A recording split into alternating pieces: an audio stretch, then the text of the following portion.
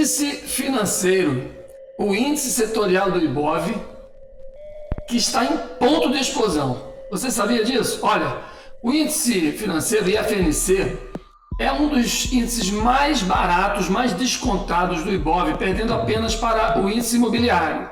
E ele acaba de armar um setup de correção, ou seja, ele está prontinho para explodir. Associado a isso, o IBOV está estreitando bandas de Bollinger, está armando um forte movimento direcional.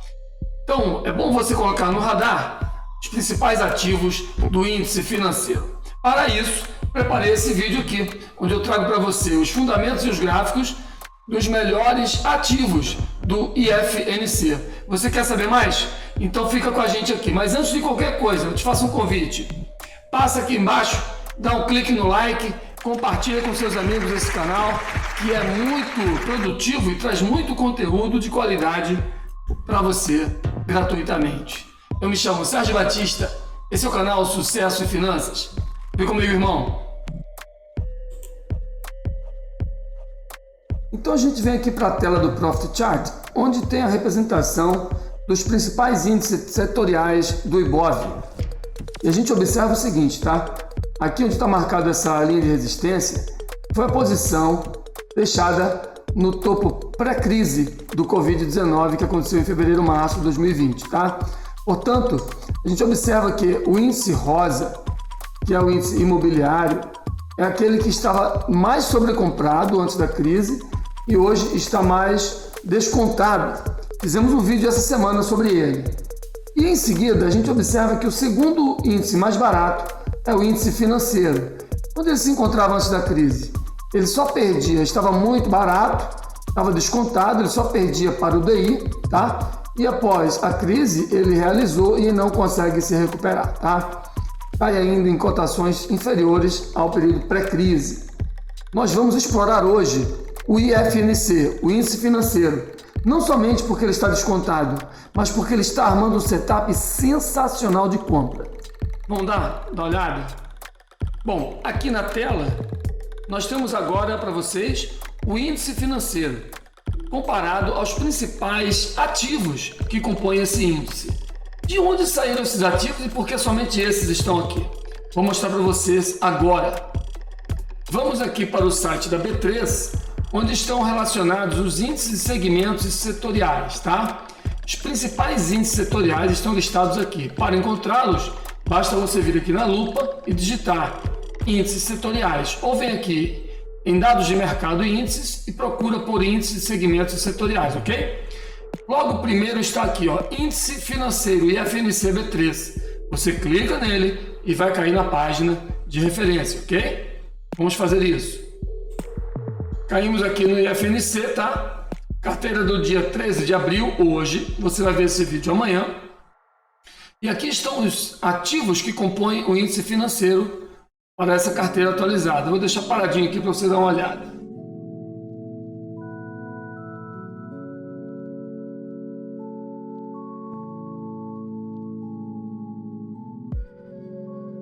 Tá bom? O que é que eu fiz? Eu peguei todos esses ativos, relacionei, coloquei nas abas seguintes e fui identificando aqueles que estavam em boas condições de operação e aqueles que não estavam em boas condições de operação. Bom, os ativos de banco têm os seus indicadores fundamentalistas um tanto quanto incompletos, tá? Portanto, nós só temos a disponibilidade aqui de PL, PVP, tá? O ROI, que é o lucro líquido sobre o patrimônio líquido, tá? ROI, retorno sobre o patrimônio líquido, tá? É o lucro líquido dividido pelo patrimônio líquido. Este patamar é muito importante para a gente saber quanto que no último balanço processado esse banco lucrou, que é o que realmente importa, e depois comparar com o dividendinho de pago, seu crescimento de receita e o PVP, tá? Nesse sentido, a gente percebe que Itaú teve uma queda na sua receita de 30% no último período processado. Embora tenha tido um ROI de 13,9, essa queda preocupa muito, tá bom? Tem ainda outro fator importante, que é um PVP de quase 2 vezes o valor justo, né? O VPA, o valor patrimonial por ação. Em seguida, observamos o Banco Bradesco, que teve uma queda na receita de 9,3%, mas teve um ROI de 11,5%, tá? E um PVP mais aceitável da faixa de 1,58%, tá bom? Paga um dividend yield de 2,6%. Na sequência, temos aqui o Banco do Brasil, que teve um crescimento de receita negativo em 7,9%, um ROI de 10,7%, tá? E um PVP descontado, tá? Valendo 73% do valor que deveria, né? Valor patrimonial por ação, tá? Na sequência, temos o Banco Santander, que está muito incompleto, tá? Não tem ROI, não tem nada aqui, tá? E aí a gente não vai considerar esse ativo. Na sequência, o BPAC, o BTG, ele teve uma receita crescente de 6% nos últimos 5 anos, tá? Teve aqui um ROI de 12,3%, mas o PVP está pagando 3,5 vezes o valor real da ação, tá? O valor patrimonial por ação. Então eu achei caro. Na sequência, o Banrisul, tá? Que tem aqui um crescimento de receita de 10,6% no período, tá? Tem aqui um VPA de R$ 20,40 e está sendo negociado a 12,9%, ou seja, um desconto de 41% nessa ação. Banrisul, muito interessante, teve um ROI de 8,7%, tá? Depois, tivemos aqui o Banco Pan, com um crescimento de receita de 15,7%, um ROI de 12,3%, está excelente, mas um pouco caro, né? E o BMG, um crescimento de receita de 24,1%, tá? Um ROI de 8%, e está descontado aqui, valendo 69% do valor real. Por fim, BID 4 teve um crescimento de 34,4% na receita nos últimos 5 anos, tá? Teve um ROI negativo, ou seja, gerou prejuízo, e você está pagando nele 14,6 vezes o valor real por ação, patrimonial por ação. Esse banco também teve um prejuízo, tá? Nesse último balanço, o que afasta qualquer possibilidade de investimento nele, tá? BMG fica, tá? Crescimento de receita e ROI ok. O Banrisul tá ok, tá descontado, tá de acordo, tá? O Banco do Brasil, embora tenha tido um crescimento de receita negativo, conseguiu gerar um lucro consistente e está descontado, então fica na nossa lista. Bradesco, embora tenha tido um prejuízo de 9%, né, uma queda na receita de 9%, teve um lucro de 10,5%, está 58% mais caro do que o valor patrimonial. Vai ficar, agora YouTube realmente não tem como, tá? YouTube teve um prejuízo, uma queda na receita de 30%, e embora tenha tido um ROI alto, essa queda na receita de YouTube nos preocupa. Beleza? Então, dos bancos, nós vamos manter apenas BBDC, Banco do Brasil, Banrisul e BMG, ok?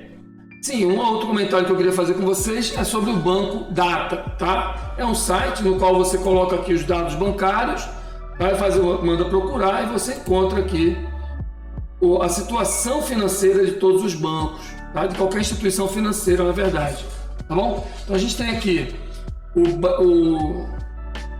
Banco ABC Brasil, né?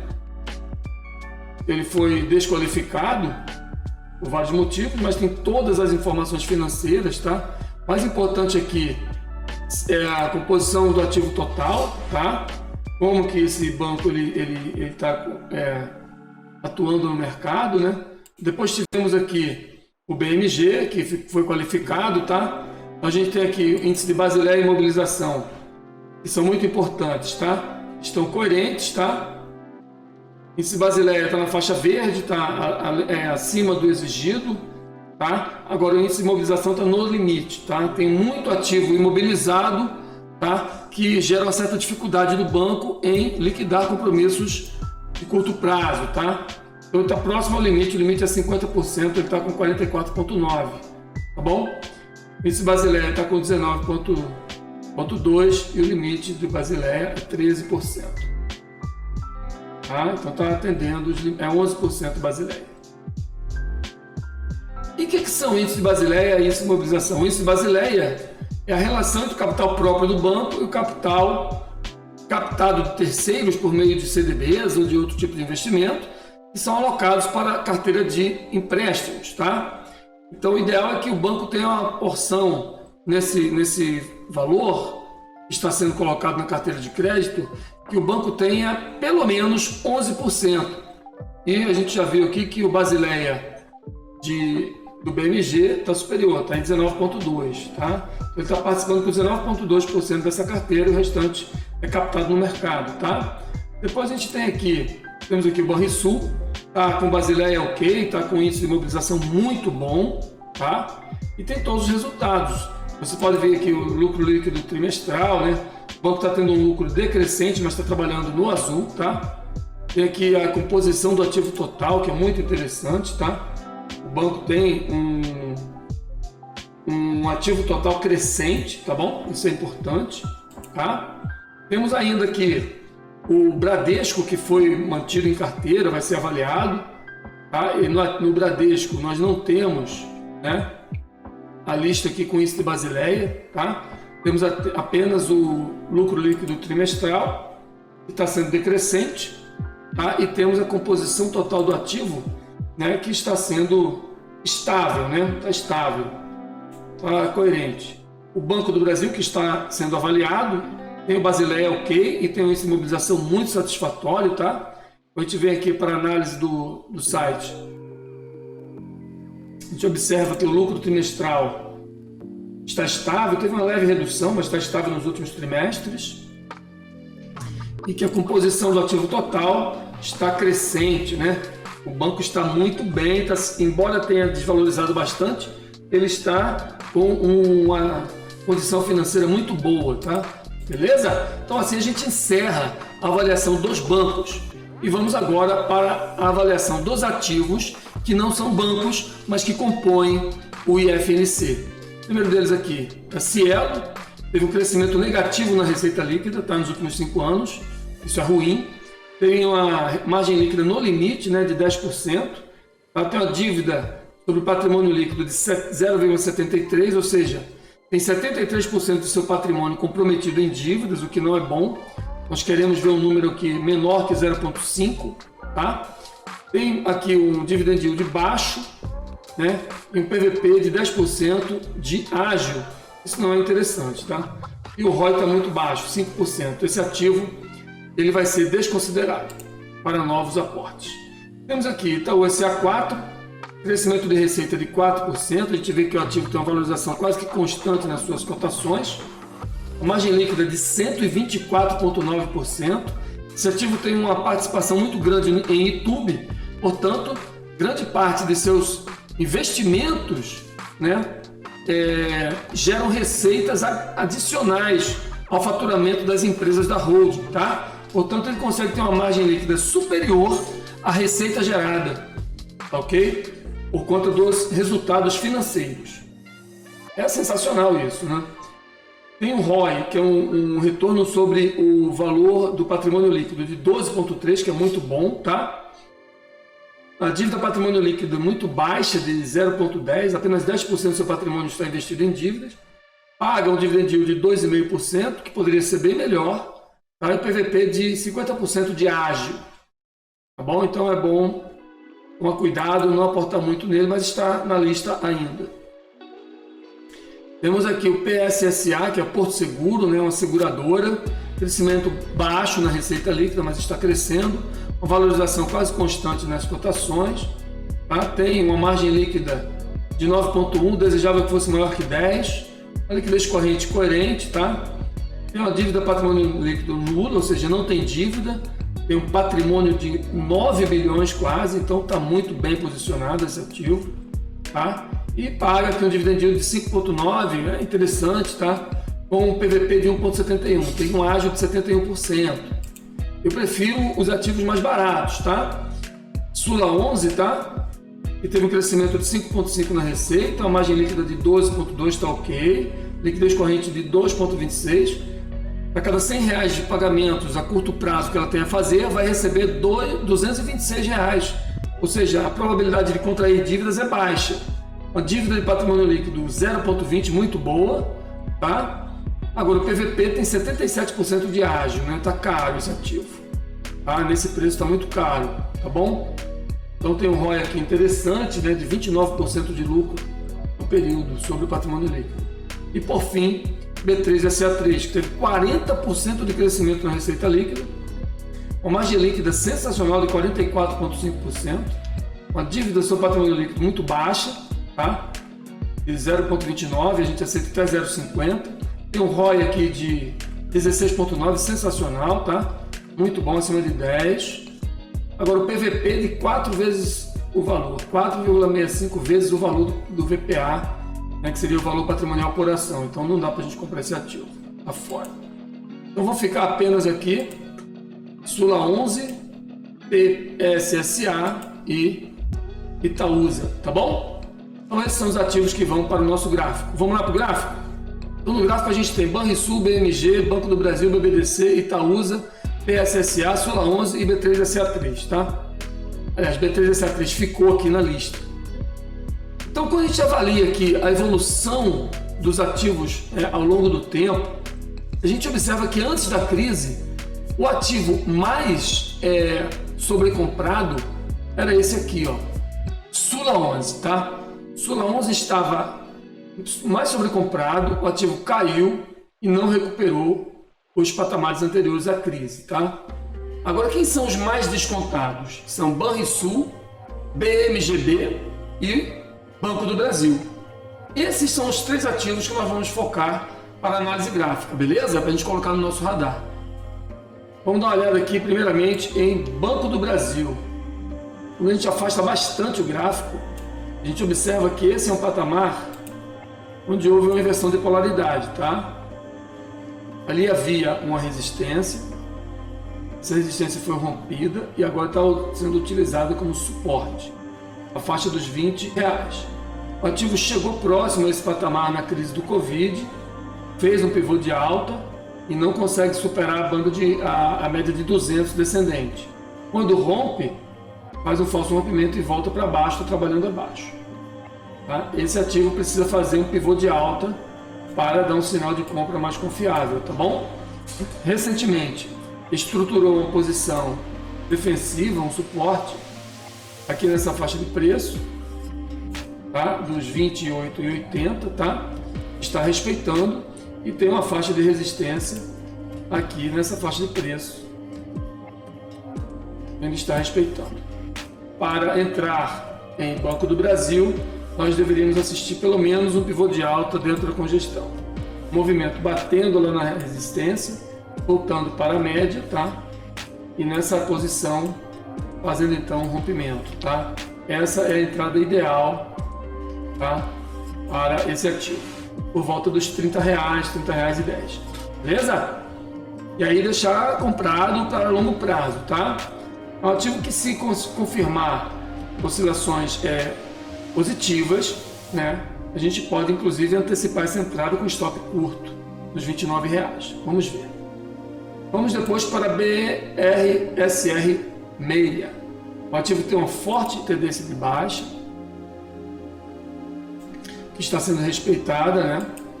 O ativo tem uma zona de suporte importante aqui nessa faixa de preço, tá?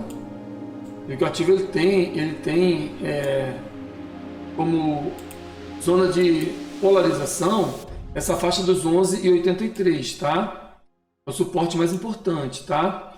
Tocou aqui na crise do Covid, se manteve por ali, fez um pivô de alta, mas não conseguiu romper a média de 200, voltou para baixo.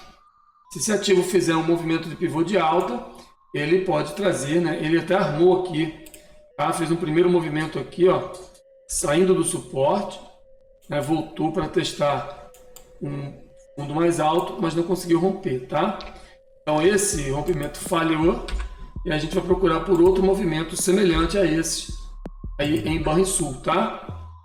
É um ativo que está no meu radar para qualquer movimento, né? Nesse sentido aqui, ó, cruzando as médias, voltando para testar e depois rompendo e aqui deixando um possível ponto de entrada, beleza? Por fim, BMGB é um ativo que tem um menor tempo de histórico, né? A gente coloca aqui no gráfico semanal, né? A gente vê que ele tem um histórico mais curto, tá? É um ativo que tem máximas lá no 10 e 20 e mínimas por volta aqui do 3,09. Então a gente está mais para baixo, mais para próximo da mínima do que para próximo da máxima. É um ativo que realmente não me dá interesse nenhum em operar, porque ele está completamente congestionado, não tem nenhuma tendência, não tem nenhuma sinalização de alta, então não tem interesse nenhum em operar esse ativo, tá bom? Ele está descartado. Então o meu radar vai ser composto apenas por Banrisul e Banco do Brasil, beleza? Banco do Brasil precisa fazer um movimento altista e Banrisul também precisa fazer um movimento altista. O setor financeiro está muito descontado e em algum momento ele vai precisar apresentar uma recuperação. Se você for aportando mês a mês nos ativos mais descontados e com melhor saúde financeira, é possível que você, ao longo do tempo, tenha uma posição com preço médio baixo e se aproveite de uma longa perna de alta quando a recuperação econômica vier. Apenas deixe no radar e aguarde pelo sinal. E assim a gente encerra o vídeo de hoje, tá? Agradecendo pela sua audiência e perguntando se você gostou desse conteúdo, se esse conteúdo agregou informação e conhecimento para você. Se você gostou, passa lá, dá um like, compartilha com seus amigos. Você pode, inclusive, copiar o link e mandar pelo seu WhatsApp, tá? Para os seus amigos. Você pode clicar em compartilhar e compartilhar no seu Facebook, no seu Twitter, tá? Como você preferir. De qualquer forma, se você curtir e compartilhar, você vai ajudar o YouTube a entender que esse vídeo tem sido interessante, tem sido importante para a audiência. E assim o YouTube vai fazer a propaganda gratuita, espontânea, para a nossa mensagem atingir um público maior. Essa é a nossa finalidade. Muito obrigado, fiquem com Deus, até o próximo vídeo. Eu me chamo Sérgio Batista, esse é o canal Sucesso e Finanças. Um grande abraço, irmão, até a próxima.